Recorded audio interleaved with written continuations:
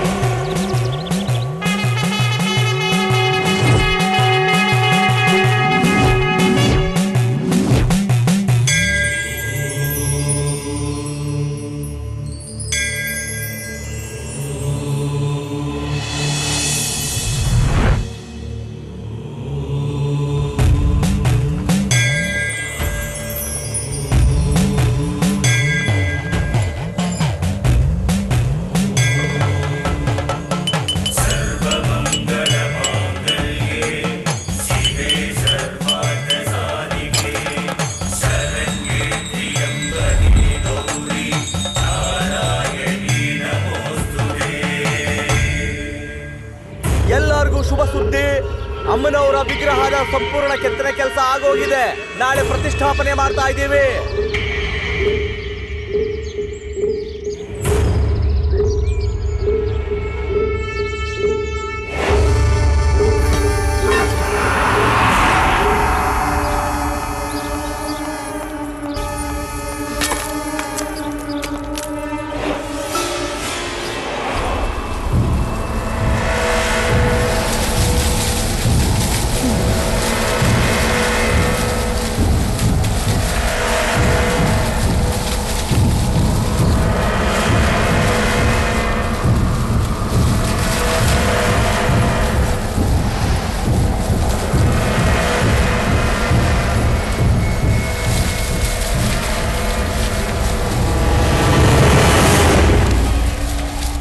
ಹೊಡೆದಾಕ್ಬಿಡಿ ಅಮ್ಮ.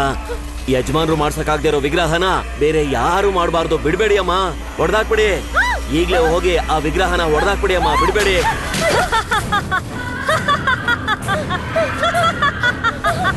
ನಿಮ್ ಕೈಲಿ ಆಗದೆ ಇರೋದನ್ನ ಬೇರೆ ಯಾರ ಕೈಲೂ ಮಾಡೋದಿಕ್ ಬಿಡ್ಬೇಡಿ.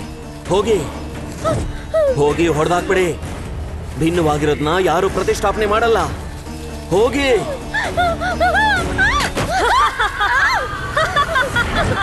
ನಮ್ಮ ಯಜಮಾನ್ರು ಮಾಡ್ದಿರೋ ಕೆಲಸನ ಬೇರೆ ಯಾರು ಮಾಡಬಾರ್ದು. ಹೊಡೆದಾಕಮ್ಮ, ಹೊಡೆದಾಕಿ. ಹೋಗಿ ಅತ್ತೆ, ನಿಮ್ಗೆ ಪಾಪ ಮಾಡೋ ಅಭ್ಯಾಸ ಇದೆ ಅಲ್ವಾ? ಹೋಗಿ, ಈ ಪಾಪನ ಮಾಡ್ಬಿಡಿ. ಹೋಗಿ ಹೋಗಿ. ಏನು ಮಾಡ್ಬೇಡ ನಂಗೆ ಮಾಸನಿ. ಮಾಸನಿ ನಂಗೆ ಏನು ಮಾಡ್ಬೇಡ, ಸಾಯಿಸ್ಬೇಡ ಮಾಸನಿ. ಬೇಡ, ಹತ್ರ ಬರ್ಬೇಡ. ನನ್ನ ಕುಟುಂಬದ ಗೌರವಕ್ಕೋಸ್ಕರ ಇವನಿಗೆ ನಾನು ವಿಷ ಕೊಟ್ಟು ಸಾಯಿಸಿದೆ. ಅಂದ್ರೆ ಚಿಕ್ಕ ಯಜಮಾನ್ರಿಗೆ ವಿಷ ಕೊಟ್ಟು ಸಾಯಿಸಿದ್ದ? ಬೇಡ, ನನಗೇನು ಮಾಡ್ಬೇಡ. ಬೇಡ, ನೀನೇನು ಮಾಡಿಲ್ಲ ಅಂತ ನಾನು ಎಲ್ಲರ ಹತ್ರ ಒಪ್ಕೋತೀನಿ. ನೀನ್ ಮಾನಿಗೆಟ್ಟವಳಲ್ಲ ಅಂತ ನಾನು ಎಲ್ಲರ ಹತ್ರ ಹೇಳ್ತೀನಿ. ನನ್ನ ಬಿಟ್ಬಿಡು. ಅಂದ್ರೆ ಮಾಸ ನೀವ್ ಒಳ್ಳೆ ಏನು ಮಾಡ್ಬೇಡ.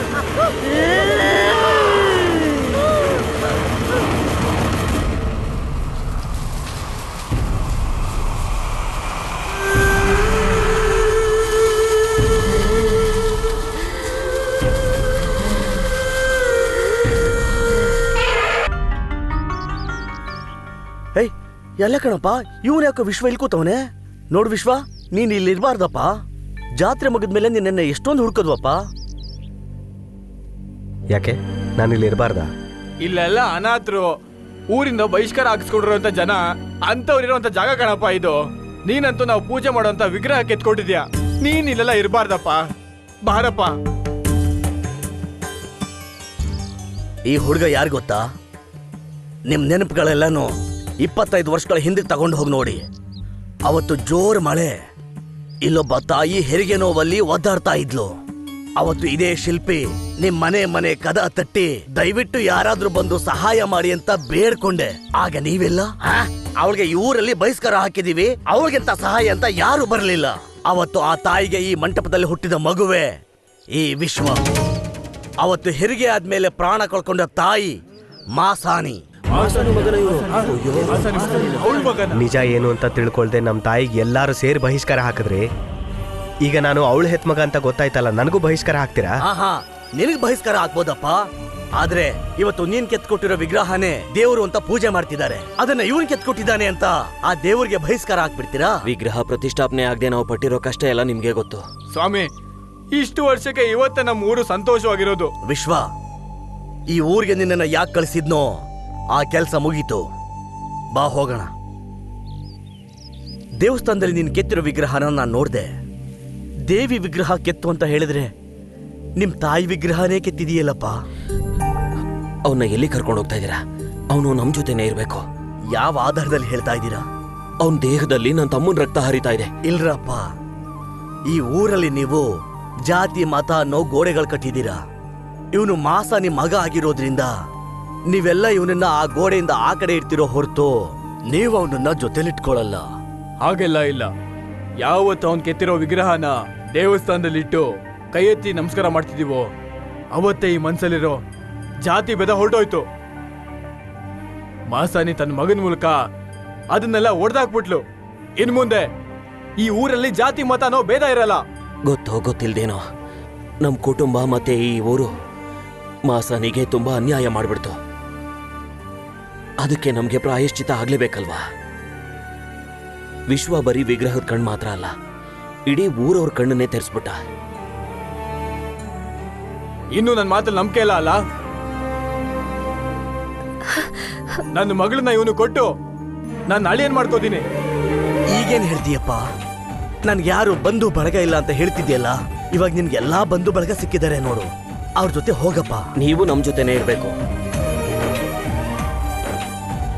ಅಂತೂ ಇಂತೂ ದೇವಿ ವಿಗ್ರಹದಿಂದ ನೀನು ಈ ಊರಿಗೆ ಬರೋ ಹಂಗಾಯ್ತು. ತುಂಬಾ ಸಂತೋಷ ಆಗ್ತಿದೆ.